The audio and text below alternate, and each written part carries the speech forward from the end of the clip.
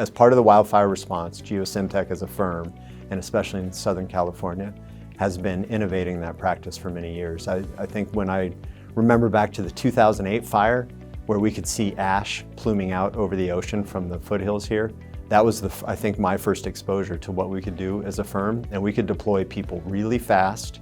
We have local resources, and we have very experienced technical people who can go out and, the same person, go out in the field, understand the hydrodynamics, and be able to map the hazards and develop responses there at the point, so that they can work with the client to implement quick fixes to protect the community.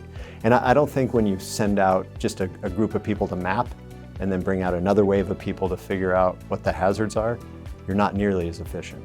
There's a lot more power to sending somebody out who's got the experience and the knowledge to be able to take care of the whole thing in one shot.